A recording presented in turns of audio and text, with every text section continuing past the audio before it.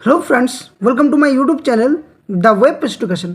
सो friends, এই মুহূর্তে একটা গুরুত্বপূর্ণ ব্রেকিং নিউজ সেটা হচ্ছে 2014 টেটের প্রশ্নমূল মামলা আবারও কিন্তু লিস্টেড হলো সুপ্রিম কোর্টের ডিভিশন সিঙ্গেল বেঞ্চে। অর্থাৎ ম্যাট যেটা 1594 বলে আমরা জানি, যেটা 2014 প্রশ্নমূল মামলা, যেখানে 6 নম্বরের প্রশ্নমূলের ভিত্তিতে যে চাকরি প্রার্থীদের ভবিষ্যৎ নির্ধারণ করছে। এর আগে এটা কিন্তু কলকাতা হাইকোর্টের শুনানি হয়, সেখানে সিঙ্গেল বেঞ্চ থেকে ডিভিশন বেঞ্চ, এবং তারপর সেটাতে যখন ডিভিশন বেঞ্চ রায় দেয় যে এই সমস্ত চাকরি প্রার্থীদের 6 নম্বর প্রশ্নমূল মামলার ভিত্তিতে কিন্তু নম্বর দিতে হবে, সেক্ষেত্রে কিন্তু সেই কলকাতা হাইকোর্টের ডিভিশন বেঞ্চের রায়কে চ্যালেঞ্জ করে পর্ষদ তথা কিছু ব্যক্তি আবারও কিন্তু সুপ্রিম কোর্টের দ্বারস্থ হয়। এবং এই মামলার দীর্ঘদিন কিন্তু শুনানির পর একটার পর একটা কিন্তু শুনানি কলকাতা হাইকোর্টও হয়েছে, তারপর সুপ্রিম কোর্টেও কিন্তু শুনানি হয়। তো আবারও কিন্তু এই মামলা লিস্টেড হয়ে গেছে সুপ্রিম কোর্টে, যার ডায়েরি নাম্বার আমরা সকলে জানি যে 43373/2023, অর্থাৎ 2023 সালের এটা কিন্তু মামলা। যে মামলাটা হচ্ছে Dibyendu Kundu versus the West Bengal board of primary এডুকেশনের যে মামলা। তো মামলার সম্পূর্ণ তথ্য এই ভিডিওর মধ্যে আপনার সামনে তুলে ধরার চেষ্টা করব। কবে কখন শুনানি হতে চলেছে, এবার কি 6 নম্বর পাবে সকলে, এবং লক্ষ লক্ষ কিন্তু চাকরি প্রার্থী পাস করতে চলেছে এই টেট পরীক্ষার মধ্যে দিয়ে। অর্থাৎ 2014 টেটে যদি 6 নম্বর যদি সকলে পেয়ে যায়, তাহলে সকলেরই কিন্তু ভাগ্য নির্ধারণ করবে। এবং এই মামলার চূড়ান্ত শুনানি কিন্তু হতে চলেছে সুপ্রিম কোর্টের সিঙ্গেল বেঞ্চে। তো চলুন ডিটেলস ভিডিওর মধ্যে দিয়ে আপনার সামনে তুলে ধরার চেষ্টা করব, কোন কোন বিষয়গুলো উঠে আসছে একদম পুঙ্খানুপুঙ্খভাবে বাংলাতে আপনার সামনে তুলে ধরার চেষ্টা করছি। তো যারা চ্যানেল নতুন আছেন, এই ধরনের কেস আপডেট, নিউজ, নোটিফিকেশান সমস্ত তথ্য পাওয়ার জন্য অবশ্যই বলবো চ্যানেলটি সাবস্ক্রাইব করুন, পাশে থাকা বেল নোটিফিকেশন করুন, যাতে করে আপনার সামনে এই ধরনের ভিডিওগুলোর নোটিফিকেশান পৌঁছাতে পারি। এবং সাথে সাথে বলবো ভিডিওটি শেষ পর্যন্ত দেখুন, কেউ স্কিপ না করে, আর লাইক, একটা শেয়ার এবং অবশ্যই হাইপ বাটনটা ক্লিক করবেন লাইক করার সাথে সাথে। তো কী ঘটছে চলুন একবার ডিটেলস আমরা প্রথমত সুপ্রিম কোর্টের যে ডেলি কজ লিস্ট, সেখানে যদি যাই তাহলে আমরা দেখতে পাবো ডিটেলসটা। তো অ্যাপিলেটেড সাইডে আমরা এসে গেছি, যেখানে আপনারা দেখতেই পাচ্ছেন যে এই মামলার যে ডায়েরি নাম্বার সেটা হচ্ছে 43373/2023, যা মামলা হচ্ছে Dibyendu Kundu versus the West Bengal board of primary এডুকেশনের মামলা।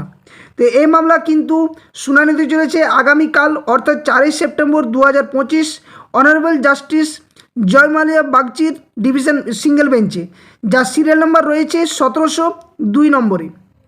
তো এটা কিন্তু ইনকমপ্লিট ম্যাটার হিসাবে এখনও পর্যন্ত রয়েছে, এবং এটি চেম্বার লিস্টের মধ্যে কিন্তু শুনানি হতে চলেছে আগামীকাল। তো কী কী ঘটেছে তার ডিটেলস আমরা আলোচনা করব এক এক করে। অবশ্যই কিন্তু সকলের ভিডিওটি শেষ পর্যন্ত দেখার চেষ্টা করুন, তাহলে এই সমস্ত তথ্যগুলো আপনারা এখানে পেয়ে যাবেন। তো যে বিষয়টা ঘটেছে সেটা হচ্ছে মামলাটা এর আগে কিন্তু এই মামলার শুনানি কলকাতা হাইকোর্টে ঘটেছিল, সেখানেও কিন্তু যে রায়, সেই রায়দান করা হয়েছিল যে সমস্ত চাকরি প্রার্থীদের যারা 2014 টেট কোয়ালিফাইড এবং এই প্রশ্নমূল মামলাতে তাদেরকে 6 নম্বর যে দেওয়ার, সেই বিষয়টা কিন্তু উঠে এসেছিল। তো আমরা যদি সুপ্রিম কোর্টের ডেলি কজ লিস্টে যাই, তাহলে দেখতে পাবো এখানে যে এটা কিন্তু সুপ্রিম কোর্টের যে কোড নাম্বার যে 2, সেখানে কিন্তু মামলাটি শুনানিতেই চলেছে, এবং এটা কিন্তু চেম্বার ম্যাটার্স হিসেবে রাখা হয়েছে। নিচের দিকে যদি আমরা স্ক্রল করি তাহলে দেখতে পাবো সেটা হচ্ছে 1702 নাম্বার, যার এসএলপি নাম্বার আপনারা দেখতে পাচ্ছেন এখানে।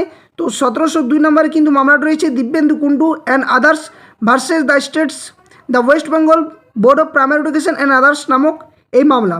এবং 1702 নম্বর আরেকটা মামলা কানেক্টেড রয়েছে এর সাথে, যার ডায়েরি নাম্বার রয়েছে 37294/2024। এটা হচ্ছে West Bengal board of primary education and others versus Pratibha Mondal.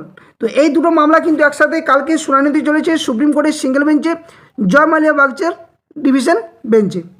তো কী কী ঘটতে চলেছে এই মামলার ডিটেলস আপনার সামনে তুলে ধরার চেষ্টা করছি এক এক করে। তো অবশ্যই কেউ স্কিপ না করে ভিডিওর শেষ পর্যন্ত দেখার চেষ্টা করুন।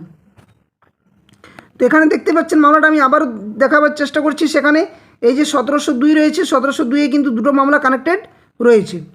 তো চলুন কী কী ঘটছে একদম পুঙ্খানুপুঙ্খ আলোচনা করা যাক, যেমনভাবে বাংলাতে আপনার সামনে তুলে ধরি।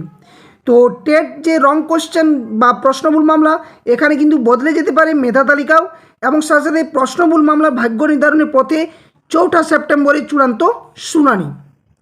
তো কী ঘটছে না, দীর্ঘ প্রতীক্ষার অবসান ঘটিয়ে অবশেষে সুপ্রিম কোর্টে চূড়ান্ত শুনানির জন্য তালিকাভুক্ত হলো পশ্চিমবঙ্গ প্রাথমিক শিক্ষক নিয়োগ যে টেট 2014 ঘটেছিল বা হয়েছিল, সেই পরীক্ষার ভুল প্রশ্ন যে মামলা। তো যেটা আমরা জানি সকলে ম্যাট 1594/2018 অর্থাৎ 2018 সালে কিন্তু এই মামলাটা কলকাতা হাইকোর্টে দায়ের করা হয়েছিল, যেটা ম্যাট 1594 নামে পরিচিত। এটা কিন্তু এর আগে শুনানি হয়েছিল কলকাতা হাইকোর্টে, তারপর সেটা কিন্তু সুপ্রিম কোর্টে যায়। তো এই মামলাটি আগামী 4 সেপ্টেম্বর 2025 তারিখে মাননীয় বিচারপতি জয়মাল্য বাগচির বেঞ্চে কিন্তু শুনানি হতে চলেছে। এই মামলার রায়ের উপর নির্ভর করছে হাজার হাজার চাকরি প্রার্থীদের ভবিষ্যৎ, যারা বিশ্বাস করেন যে কয়েকটি ভুল প্রশ্নের জন্য তারা ন্যায্য নম্বর থেকে বঞ্চিত এতদিন হয়েছেন বলে। যদিও 2014 ডেট নিয়ে অন্যান্য যে কেসগুলো সেগুলো কিন্তু কলকাতা হাইকোর্টের শুনানি চলছে। আপনারা এটার সাথে আশা করছি যারা এই চ্যানেলের সাথে যুক্ত আছেন সকলেই তথ্যগুলো জানেন। তো মামলার প্রেক্ষাপট এবং মূল বিতর্ক কী রয়েছে একবার সকলে জেনে নিন যে কীভাবে এই সূত্রপাত। তো এই ঘটনার সূত্রপাত হয় 2014 সালে টেট পরীক্ষাকে কেন্দ্র করে। পরীক্ষার পর কিছু পরীক্ষার্থী অভিযোগ করেন যে প্রশ্নপত্রে 6টি প্রশ্ন ভুল ছিল। এই অভিযোগ নিয়ে মামলা গড়ায় কিন্তু সুপ্রিম কোর্টে। এর আগে দীর্ঘ আইনি লড়াইয়ের পর বিচারপতি যখন সুব্রত তালুকদার এবং বিচারপতি সুপ্রতিম ভট্টাচার্যের ডিভিশন বেঞ্চ একটি ঐতিহাসিক রায় দেয় যে যেখানে সমস্ত পরীক্ষার্থীকে ওই 6 নম্বর যে 6টি প্রশ্নভুল সেই প্রশ্নভুলের জন্য সম্পূর্ণ নম্বর দেওয়ার নির্দেশ দেওয়া হয়েছিল কলকাতা হাইকোর্টে। যদিও তার পরিপ্রেক্ষিতে কিন্তু পর্ষদ এবং দিব্যেন্দু কুণ্ডু নামে একজন ব্যক্তি ওনারা কিন্তু পরবর্তীকালে অর্থাৎ West Bengal board of primary education এবং দিব্যেন্দু কুণ্ডু এই দুটো পার্টি মিলে কিন্তু একাধিক মামলা দায়ের করে কলকাতা হাইকোর্টে, তারপর সেটা নিয়ে কিন্তু সুপ্রিম কোর্টে গড়ায়। তো পর্ষদের এখানে যুক্তি ছিল যে যারা ওই প্রশ্নগুলির উত্তর দেয়নি বা ভুল উত্তর দিয়েছে তাদের নম্বর দেওয়া উচিত নয় বলে ওনারা এই ভিত্তিতে কিন্তু সুপ্রিম কোর্টে দ্বারস্থ হয়। এমনকি কী বলা হচ্ছে না, এমনকি এই 6 নম্বর যারা চাকরি পেয়েছেন তাদের কিন্তু নিয়োগ কিন্তু প্রশ্ন তোলে পর্ষদ। এর ফলে বিষয়টি আরও জটিল হয়ে ওঠে এবং একাধিক অন্তর্বর্তীকালীন আবেদনের কারণে মূল মামলার শুনানি কিন্তু পিছিয়ে যেতে থাকে। অবশেষে এই মামলার কিন্তু শুনানি হতে চলেছে সুপ্রিম কোর্টে আগামীকাল। তো চূড়ান্ত শুনানির তাৎপর্য কাল কী ঘটতে চলেছে, তো আগামী 4 সেপ্টেম্বরের শুনানিটি এই মামলার ভাগ্য নির্ধারণে অত্যন্ত গুরুত্বপূর্ণ ভূমিকা পালন করবে। মাননীয় বিচারপতি জয়মাল্য বাগচির এজলাসে এই মামলার শুনানি হবে। জানা গেছে প্রধান বিচারপতির নতুন উদ্যোগে পুরনো যে মামলাগুলি রয়েছে সেগুলো যাতে দ্রুত নিষ্পত্তির জন্য কিন্তু এই তালিকাভুক্ত করা হচ্ছে, যার ফলে কিন্তু এই দীর্ঘদিনের যে অমীমাংসিত মামলাটি আবারও কিন্তু গতি পেয়েছে বলে অনেকেই মনে করছেন। তো এই শুনানির সম্ভাব্য দুটো ফল রয়েছে, ফলাফল কী হতে পারে তা নিয়ে আপনার সামনে একটু তুলে ধরার চেষ্টা করছি। যদিও এটা আমার নিজস্ব ব্যক্তিগত মতামত, যদি বিষয়টি এখনও পর্যন্ত বিচারাধীন রয়েছে, তবু যে কথাগুলো আমি বলতে চাইছি সেটা একবার দেখুন। তো চাকরি প্রার্থীদের পক্ষে রায় গেলে কি হবে, তো যদি আদালত পুরনো রায় বহাল রেখে সমস্ত পরীক্ষার্থীকে 6 নম্বর দেওয়ার নির্দেশ দেয়, অর্থাৎ যেটা এর আগে কলকাতা হাইকোর্টের ডিভিশন বেঞ্চে রায় দিয়েছিল সেটা যদি ঘটে, তবে প্রাথমিক শিক্ষা পর্ষদকে নতুন করে মেধা তালিকা তৈরি করতে হবে। এটা একটা কিন্তু প্রশ্নচিহ্ন থাকছে। এর ফলে যে সমস্ত পরীক্ষার্থীরা অল্প নম্বরের জন্য উত্তীর্ণ হতে পারেনি অর্থাৎ অনুত্তীর্ণ ছিলেন 2014 টেটের যে 6 নম্বর ভুলের জন্য, তারা কিন্তু টেট পাস করার সুযোগ পাবেন এবং হাজার হাজার থেকে প্রায় লক্ষের কাছাকাছি কিন্তু চাকরি প্রার্থী পাস করতে পারে। কারণ 2014 টেট কিন্তু অনেক পরীক্ষার্থী পরীক্ষা দিয়েছিলেন, যদিও অনেকেই চাকরি পেয়ে গেছেন 2017 টেটে, যেটা 2022 টেট নামে আমরা জানি রিক্রুটমেন্ট প্রসেস। তার আগেও কিন্তু 2-3 বার নিয়োগ প্রক্রিয়া হয়েছে, যেখানে 2014 টেটের চাকরি প্রার্থীরা প্রায় কিন্তু চাকরি পেয়ে গেছেন। তো এই নতুন উত্তীর্ণ প্রার্থীরা 2022 অথবা 2023 সালের কিন্তু টেট উত্তীর্ণদের সাথে কিন্তু 2022 সালের নিয়োগ প্রক্রিয়ায় অংশগ্রহণের সুযোগ পেতে পারেন বলেও মনে করা হচ্ছে, যা নিয়োগ প্রক্রিয়ায় এক নতুন দিক খুলবে। সাথে সাথে 2022 এবং 23 টেটদের জন্য একটা মহা বিপদের পরিস্থিতি তৈরি হতে চলেছে এই 6 নম্বর যদি প্রশ্নমূল মামলাতে নাম্বার দেওয়া হয়। তো পর্ষদের পক্ষে রায় গেলে কী হবে, তাহলে এই যুক্তিটাও একটা জানা যাক। এবং এগুলো আমি অবশ্যম্ভাবীভাবে বলছি না, এগুলো আমার নিজস্ব মতামত শেয়ার করার চেষ্টা করছি আপনার সামনে। তো অন্যদিকে যদি আদালত পর্ষদের আবেদন মঞ্জুর করে, তবে 6 নম্বর দেওয়ার সিদ্ধান্তটি বাতিল হয়ে যেতে পারে। তখন কি ঘটবে না, সেক্ষেত্রে কিন্তু যারা ইতিমধ্যে এই নম্বর পেয়ে চাকরি করছেন তাদেরও কিন্তু ভবিষ্যৎ একটা অনিশ্চয়তার মুখেও পড়তে পারে। অর্থাৎ যারা পর্ষদের একটা যে রায়ে বা যারা চাকরি করছেন এতদিন পর্যন্ত হয়তো 6 নম্বর পেল না বা এই 6 নম্বর বাদ পড়ে গেল, তাহলে যারা চাকরি করছেন তাদের ক্ষেত্রেও কিন্তু একটা সমস্যার সম্মুখীন হতে পারে। তো এই মামলার রায় যাই হোক না কেন তা পশ্চিমবঙ্গের প্রাথমিক শিক্ষক নিয়োগ প্রক্রিয়ায় একটি সুদূরপ্রসারী প্রভাব ফেলবে বলেও মনে করা হচ্ছে।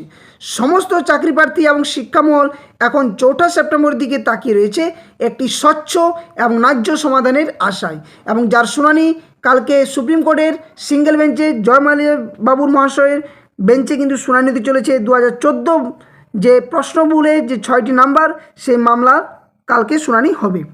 তো এটাই ছিল আপনার সামনে মূল আপডেট। দেখা যাক এখানে চাকরি প্রার্থীরা 6 নম্বর পান কি পাননি, বা সাথে সাথে যদি 6 নম্বর পায় তাহলে তার প্রভাব কি পড়তে পারে, বা যদি 6 নম্বর না পান তাহলে তার প্রভাব কি পড়তে পারে, দুটোই আপনাদের সামনে আমি তুলে ধরার চেষ্টা করলাম। তো এই যে মামলা ম্যাট 1594 একটা খুবই গুরুত্বপূর্ণ এবং ভাইটাল মামলা, যেটা 2018 সাল থেকে কলকাতা হাইকোর্ট থেকে সুপ্রিম কোর্ট প্রায় 7টি বছর অতিক্রান্ত হয়েছে, কিন্তু কালকে আবারও শুনানির পথে যে মামলা, সেটা একটা কিন্তু ভালো দিক যদি উঠে আসে তাহলে ঠিক আছে। কিন্তু এখান থেকে কিছু নেগেটিভ বার্তাও আসছে, যেটা হচ্ছে 2022 এবং 23 স্টেটদের জন্য, যাদের এখনও পর্যন্ত একটা রেজাল্ট এবং অন্যটা 2022 স্টেট এখনও পর্যন্ত ইন্টারভিউ নোটিফিকেশান আসেনি। সেক্ষেত্রে যদি এই রায় যদি আসে এবং 6 নম্বর যদি দেওয়া হয় তাহলে আবারও কম্পিটিশন কিন্তু বাড়তে চলেছে 2022 ইন্টারভিউর জন্য এবং 2023-এর জন্যও। তো একটা কিন্তু মহা সংকট এবং বিপদের মুখে। অন্যদিকে যারা 6 নম্বরের জন্য বা 2-1 নম্বরের জন্য যারা চাকরি পাননি বা মেধা তালিকায় অন্তর্ভুক্ত নাম করতে পারেননি, তাদের ক্ষেত্রে যদি রায়টি আসে এবং 6 নম্বর দেওয়া হয়, তাদের মুখে কিন্তু অবশ্যই হাসি বসবে এবং তারাও কিন্তু নম্বর পাওয়ার যোগ্যতা অর্জন করতে পারে এবং টেট নিয়োগেও অংশগ্রহণ করতে পারেন। তো এই মূল আপডেট আপনার সামনে তুলে ধরলাম। আশা করছি ভিডিওটি যদি ভালো লেগে থাকে ভিডিওটি লাইক করবেন, শেয়ার করবেন বাকিদের সাথে, হাইপ বাটনটা অবশ্যই ক্লিক করবেন যাতে করে ভিডিওটি সকলের কাছে পৌঁছাতে পারি, এবং সাথে সাথে যারা চ্যানেল নতুন আছেন এই ধরনের সমস্ত আপডেট নিউজ কেস তথ্য পাওয়ার জন্য চ্যানেলটি সাবস্ক্রাইব করে রাখবেন, আর পাশে থাকা বেল নোটিফিকেশন করবেন যাতে করে সমস্ত তথ্য আপনারা যথাসময়ে নোটিফিকেশন আকারে পেয়ে যান। তো এই আপডেটটা আপনার সামনে তুলে ধরলাম। পরবর্তী কোনো যদি আপডেট আসে অবশ্যই আপনার সামনে চেষ্টা করব তুলে ধরার। তো এতক্ষণের জন্য ধন্যবাদ। সকলে সুস্থ থাকুন, ভালো থাকুন। আবার কোনো একটা নতুন ভিডিও নিয়ে আপনার সামনে হাজির হচ্ছি। জয় হিন্দ।